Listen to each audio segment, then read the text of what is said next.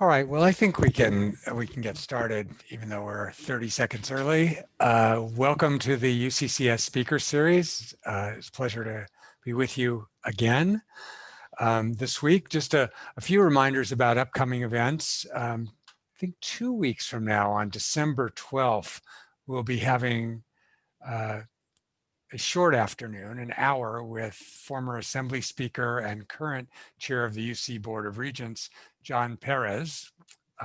It should be a very interesting interactive opportunity to hear something about Chair Perez's experience both in politics and now at the helm of the University of California system.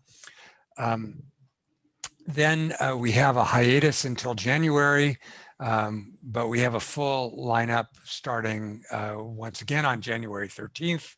And for more information about those talks, please go to our website, uccs.ucdavis.edu. Okay, so today we continue along one of our 3 themes for this academic year, economic recovery before, during, and after the coronavirus pandemic. We've all heard about the good news and the bad news on the current coronavirus scene, with several highly effective vaccines potentially in the pipeline, but at the same time, unprecedented numbers of new infections and hospitalizations, which augur for a very difficult winter.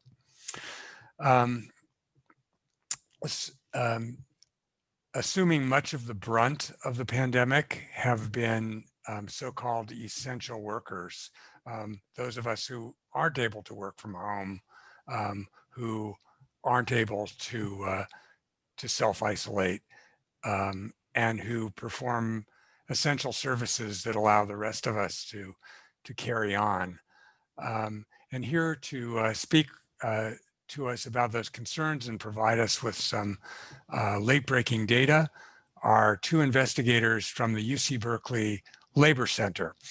Established in 1964, the UCB Labor Center has been on the forefront of policy, research, and analysis in a variety of topics related to workers, working life, employment, and the effects of various policies on labor and employment.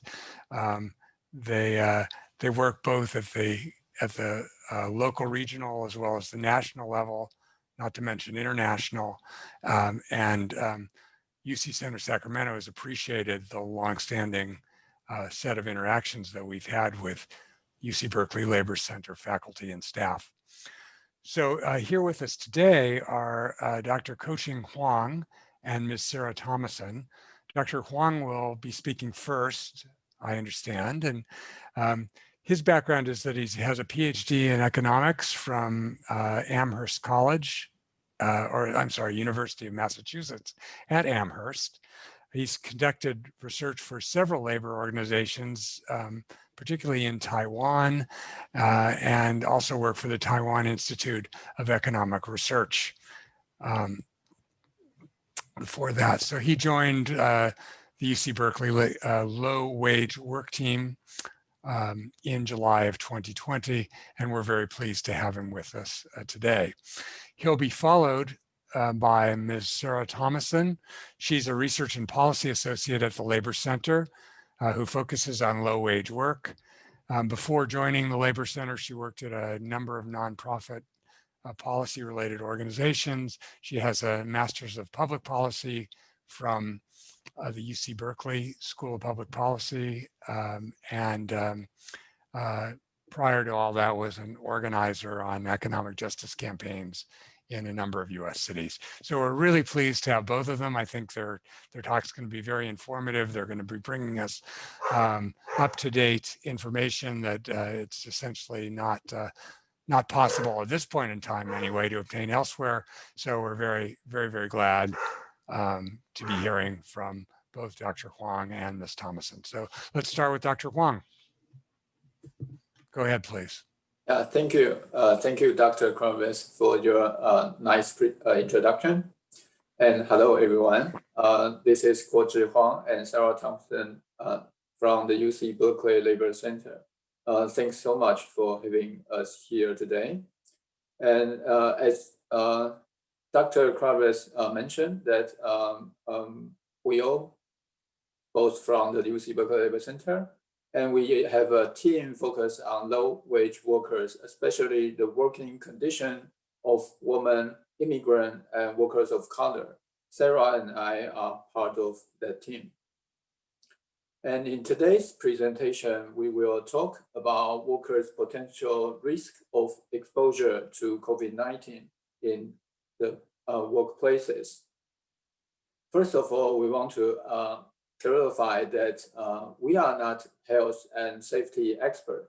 So our focus is less on the specific safety measure or a requirement of protective equipment, but we will put more emphasis on how some workers are more at risk than others under this current crisis, and what are the characteristics of these workers, and what type of policy we might be considered to particularly protect them.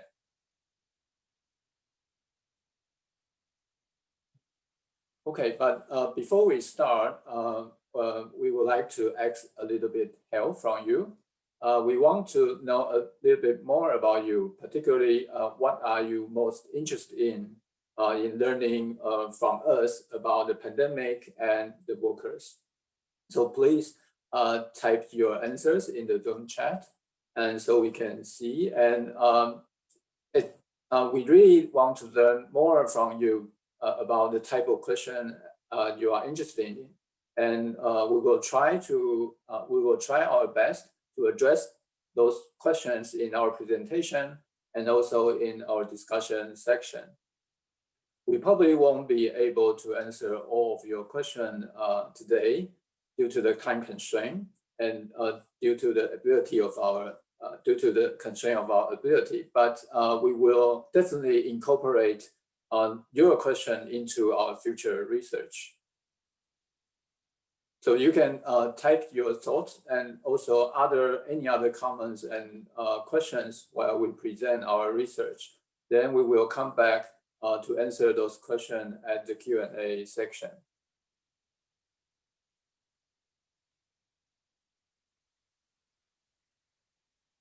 Okay, I see several questions. Yeah, okay, thank you so much.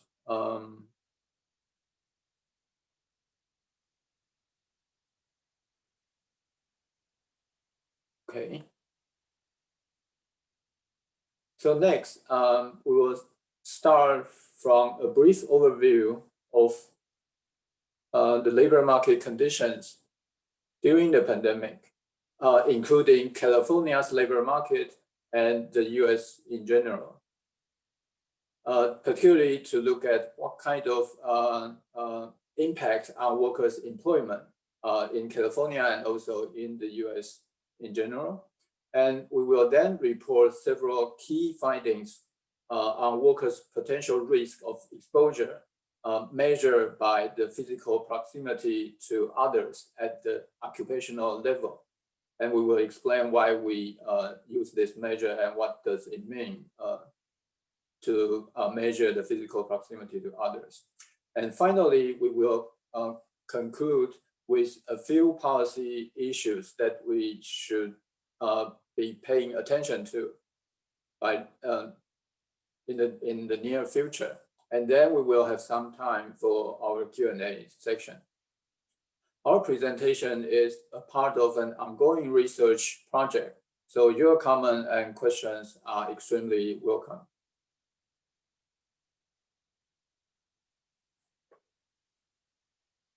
Start at Wuhan, China, around the mid of December 2019. The pandemic has cost more than 1.3 million lives, and nearly 1 in 5 of these deaths occurred in the US.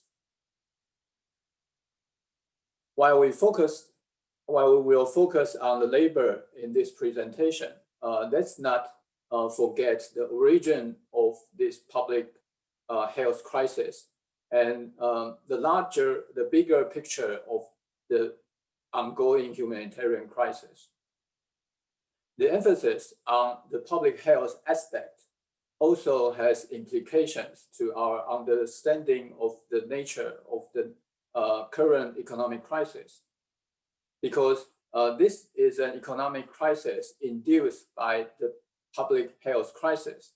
People reduce their spending and activities, particularly on those activities requiring in-person contact.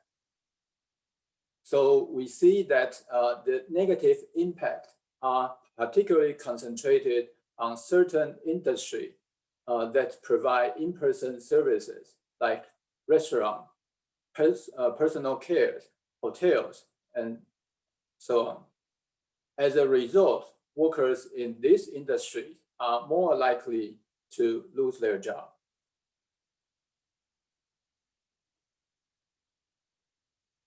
In California, if we trace the percent change in employment across industry from January to September, we can see that while employment in some industry are less affected or recover faster, like the financial industry, employment in others, like in leisure and hospitality and other service sectors, are still much lower than where they were in January by 20 to 30%.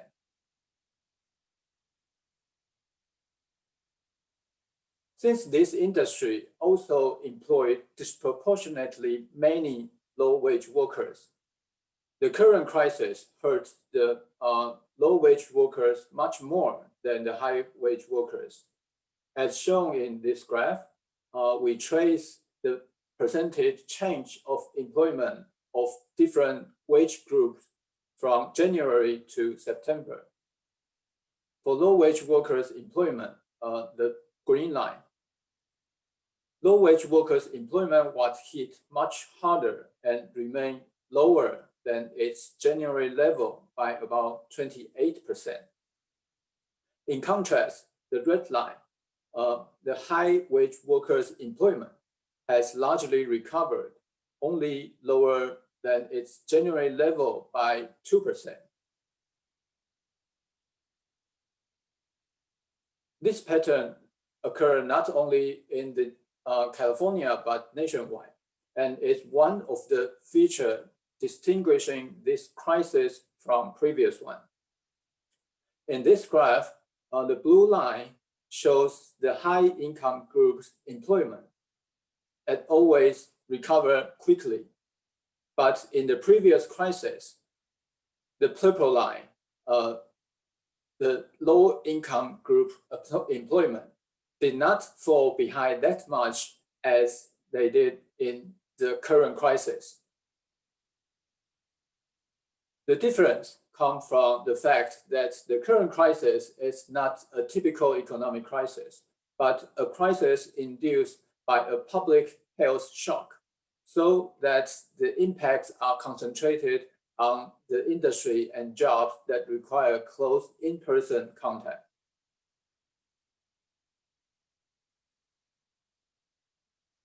Another important feature of the current crisis is its impact on female employment. This graph shows that at the peak of the Great Recession, men's unemployment rate was 12.3%, while women's unemployment rate was 9.4%. So men were more likely to be unemployed than women at that time. In contrast, in the current crisis, it's women who are more likely to be unemployed than men. In May 2020, when women's unemployment rate was 14.3%, men's unemployment rate was 11.9%. It's not surprising that, as we know, women are affected much more than men in the current crisis because the large proportion of workers in the low wage and in-person service sector is female. But this impact is also compounded by the problem that it is difficult to get childcare services during the pandemic, which forces many women to stay at home to take care of their children. This gender gap between women's and men's unemployment rates appear in every race and ethnicity group, as you can see in this graph. But this graph also shows something else. This graph suggests that people of color are affected more than the white workers. We can see that people of color all have higher unemployment rates than the white workers during this pandemic. It's true that Black and Latino workers have higher unemployment rate than the white workers before the pandemic. But their unemployment rate jumped up much more than the white. And probably most surprisingly, the Asian workers, men or women, who perform as well as or even better than the white workers before the pandemic, now suffer from a much higher unemployment rate than the white workers. So in summary, the current crisis is not a typical economic crisis as we knew it. It's basically a public health crisis that generates devastating impact on certain type of industry and workers, which are likely to make the economic inequality among different races and genders much worse. From the macroeconomic point of view, this implies that first, the labor market will not really recover if we cannot reduce people's health concern. So they are willing to go out and spend again. Second, we should do our best to protect workers to reduce the risk of exposure to COVID-19 in the workplaces. This is not only a measure to control the spread of the coronavirus, but also a measure to protect workers and consumers and the community so that the economic activity can continue and the economy as a whole can recover faster. So I'm going to turn over to my colleague Sarah to talk about workers' risk exposure on the job. Thank you. Thanks, Kochi. And hi, everyone. My name is Sarah Thomason. I am a researcher along with Kochi at the UC Berkeley Labor Center. Thank you so much for having me here today. And also thank you for adding in your questions in the Q&A. This has been really helpful for me thinking about what you all are interested in learning from us. I'm going to try to touch on some of the things that you've mentioned, and we can also get into some of those questions in the Q&A as well. For this next section, I'm going to turn to the health risks that workers face on the job. And this pandemic has been incredibly challenging for workers. They're just getting hit in a lot of different ways.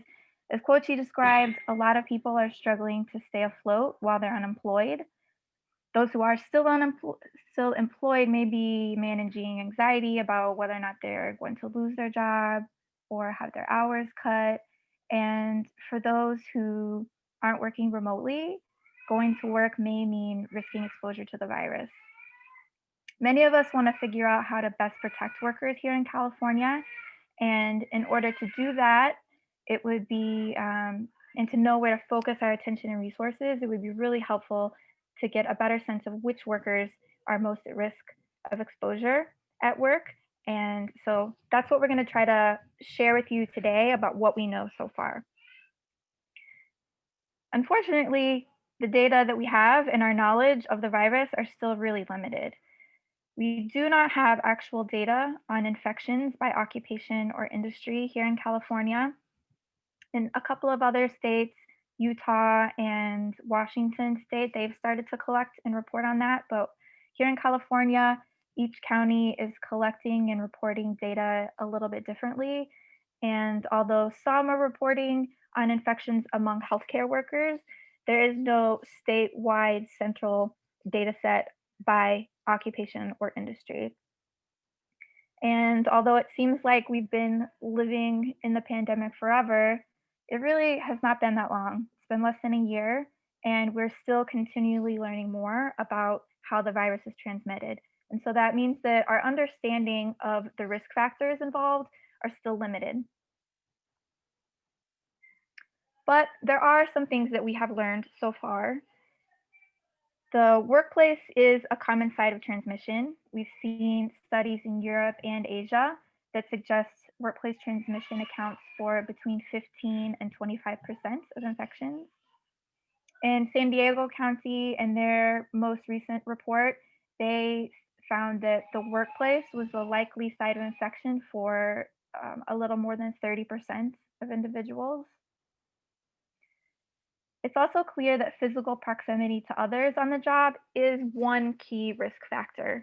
There was a study of infections by occupation done by some researchers in Europe where they do have actual data on occupations, infections by occupation, and they did see that workers who had higher levels of physical proximity in their workplace did have a higher rate of infection. So today I want to share with you some findings from a forthcoming research brief that is not yet out. So you are the first members of the public to see these preliminary findings that we're going to share with you today. We're hoping that this report will be out in the next week or two. And I'm going to have a link at the end of this slide deck that will take you to our website where you can find that once it's up. And to be clear, there are many potential factors that could determine how safe a workplace is. If you're working indoors versus outdoors, what kind of ventilation system the building has, the cleaning protocols that the employer has put into practice, what type of protective gear workers have, whether or not workers have access to sick days and feel like they are able to stay home if they fall ill. All of this makes it really difficult to really absolutely know what the risk of exposure is for workers. But that being said, workers' physical proximity to others is one important measure to examine in our ongoing attempts to better understand workplace exposure. And so that's what we have chosen to focus on for this analysis. And since we do not have actual infection data, we have used data from a survey of workers about their physical proximity to others at work. So that could be coworkers, customers, members of the public. This is self-reported data from workers themselves. This data also is from 2018. So it's from before the onset of the pandemic. So really it's reflecting what physical proximity would look like if everyone were to now go back to their original job site and were still employed and they're at their original job. And if employers had not implemented any additional procedures or protocols to try to improve safety from COVID-19 on the job. And as we know, that's probably not a realistic picture of where we are at any given point in time, because with the different public health orders that have been released at different points in time, a smaller subset of workers, in the beginning was only essential workers were allowed to be out at their job site, and then slowly more workers and more businesses were allowed to open completely or in a modified way. Now it looks like things are getting shut down a little bit more again. So this is kind of a moving target. And as we know, also employers are testing out different practices to try to protect workers. So this is really just thinking forward to if everyone was back at work, what would it look like? And we use this occupational physical proximity measure to categorize workers into 3 groups. First, workers who are slightly close to other people on the job. That's 30% of California's workers prior to the pandemic fell into this group. And a lot of these workers are in professional services, technical positions like software developers. There are also some service jobs here too, where people have less interaction with others, for example, janitors and maids and housekeeping cleaners. In the middle group, moderately close physical proximity to others, close to half of California's workers are in this middle group. And this includes a lot of service jobs, retail, drivers, customer service reps, construction.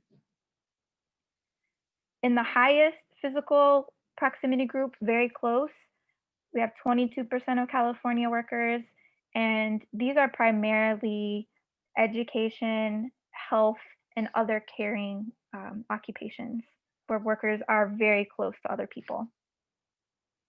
And I want to emphasize that this is only a relative measure. This is a pandemic. No one is 100% safe when they're on the job in their work site. But this categorization is helping us to compare the differences in physical proximity across different types of workers. And again, this doesn't correlate exactly to the relative risk workers are facing, since we know that physical proximity is just one of the factors that determines risk. But it's a helpful start for us to begin to figure this out. So onto our findings.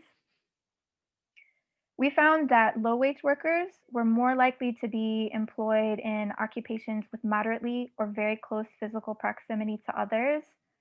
You can see here on this graph that 25% of low-wage workers are in that very close proximity group compared to only 21% of medium and high wage earners. And we see an even bigger disparity when looking at this middle, moderately close proximity group. 57% of low-wage workers fall into that group compared to only 43% of the medium and high wage earners. A lot of this is due to a concentration of professional and managerial occupations that also typically pay more, have lower physical proximity, and a lot of service jobs such as restaurants, hospitality, those typically pay lower wages, and a lot of them fall into that moderately close proximity group. Somebody also asked about health insurance coverage. We know from previous studies that low-wage workers are also more likely to be uninsured. So you can see here that the higher physical proximity, potentially higher risk of exposure.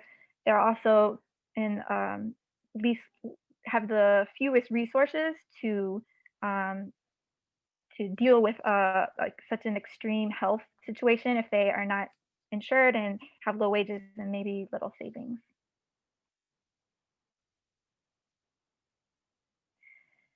In California, as in other states across the country, many of our occupations are highly segregated by race, ethnicity, and gender.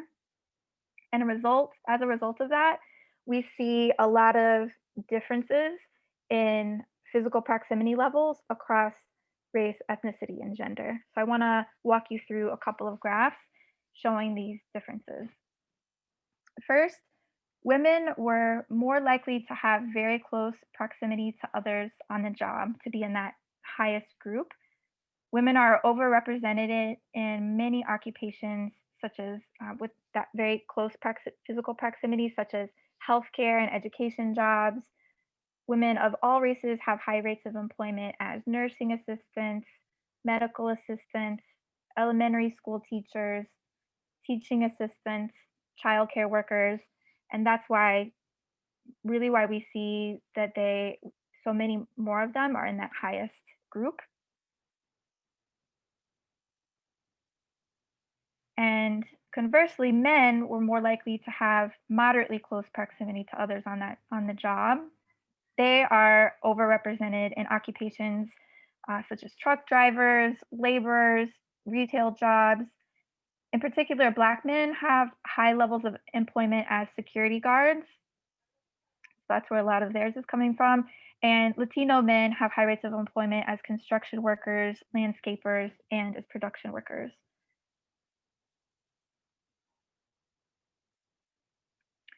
There are also significant differences across race and ethnicity, even within gender. Both Asian and white men and women are disproportionately employed in occupations in that lowest physical proximity category. Asian and white men have higher rates of employment as software developers, accountants, managers, and white and Asian women are more frequently employed as accountants and bookkeepers, managers, and administrative assistants. So it's those that occupational segregation that we're seeing that's driving these differences in physical proximity. Someone also asked specifically about undocumented workers.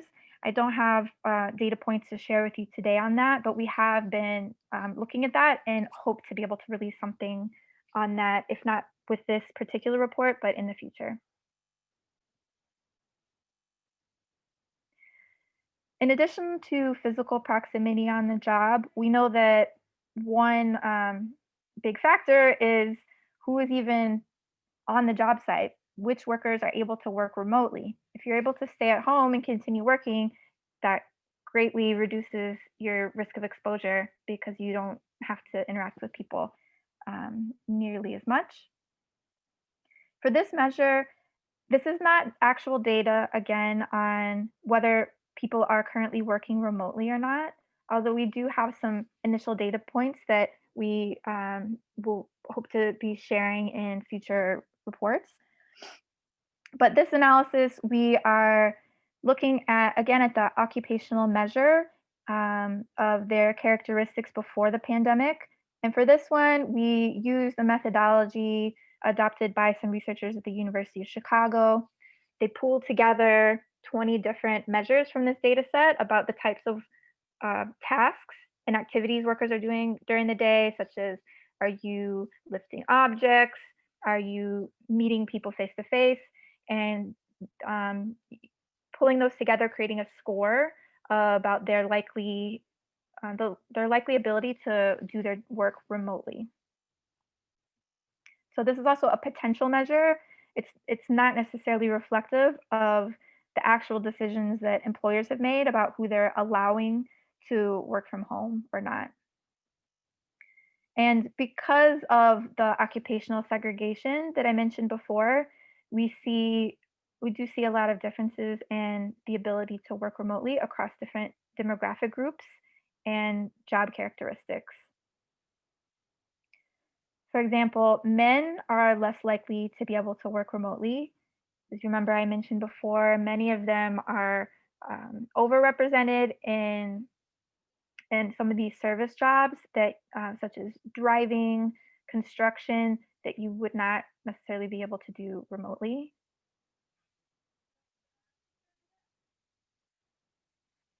And when looking at race and ethnicity, we also see that Black, Latino, Latina, and American Indian workers are less likely to be able to work remotely. Again, we also saw that those workers were often overrepresented in service industry, jobs, education, and healthcare, where you're less likely to be able to do that work from home. We also find that low-wage workers are less likely to be able to work remotely. And finally, frontline essential workers, not surprisingly, are less likely to be able to work from home. And someone asked in the Q&A, what defines an essential worker? Here we have used the California Essential Critical Infrastructure List that defines specific groups of workers that are considered essential. And then we have restricted that to those who are frontline workers, not supervisors or managers. However, we know that with the changing public shelter-in-place orders at different times, it's been workers beyond the essential workers have been able to be on the job site as things get opened up and then closed down.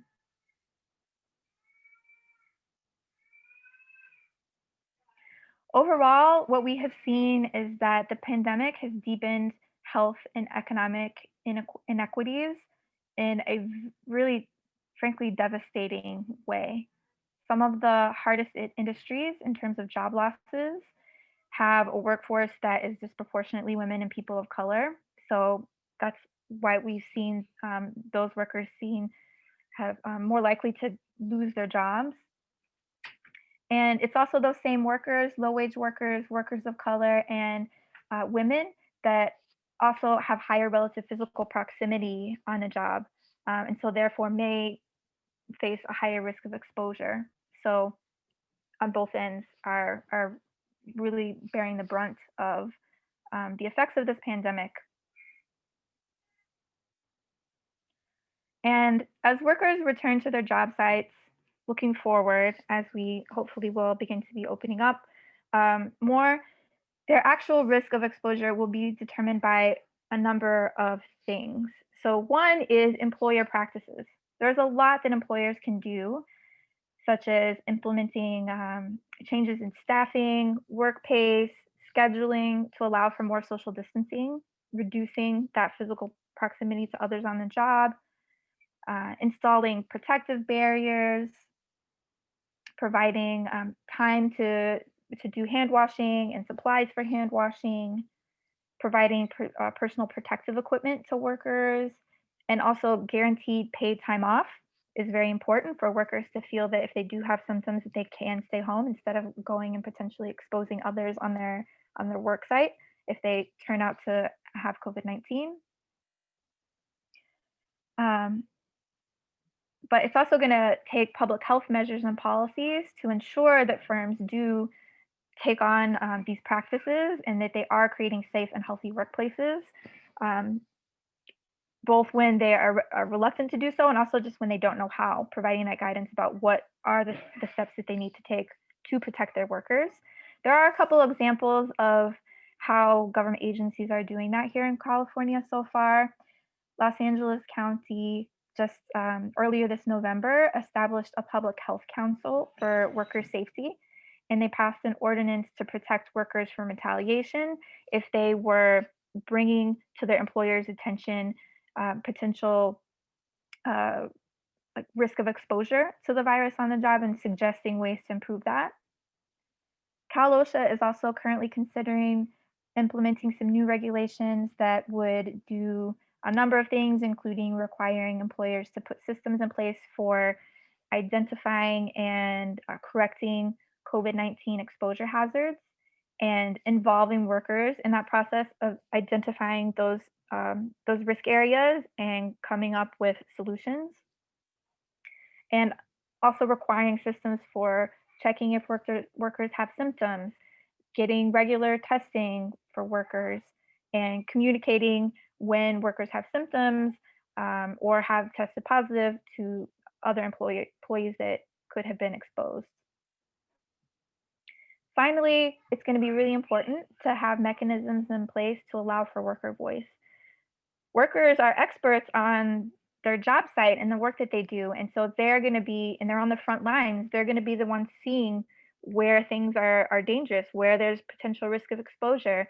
And so giving them that an opportunity to voice that to their employer and also to be part of the process of developing these systems to protect workers is going to be crucial. And also protecting them from retaliation when they do bring this to the attention of their employer. And that's all that we have for you today. Here on this final slide, I have both Kochi and my emails. And in the future, if you have questions, are looking for particular data points, we encourage you to reach out to us. I've also included a link to our website where we are compiling different resources, data, and analysis for how the pandemic is affecting workers in California, and we will be continually updating this. We're definitely going to continue research in this area, and the report that will be coming out in the next week or two, you'll also be able to find at this link. So now we want to turn it over to you. We really want to hear questions you have, what you're thinking about this, and you can do that by raising your hand using the raise hand feature, and then we'll call on you. We're going to prioritize people who want to raise their hands, and then we'll unmute you and you can ask your question. We'll do those first. you can also type in your question in the Q&A, and we'll also try to get to some of those as well. Great, thank you so much both. So at this time, Brooke's going to go ahead and stop the recording.